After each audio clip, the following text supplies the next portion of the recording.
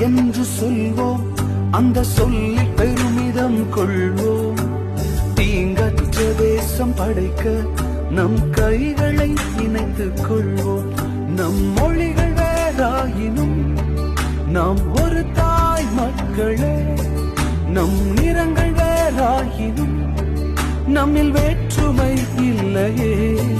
நம் மொழிகள் வேறாயினும் நாம் ஒரு தாய் மக்களே.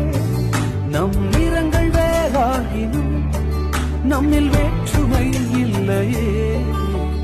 எங்கள் பாரதோ இது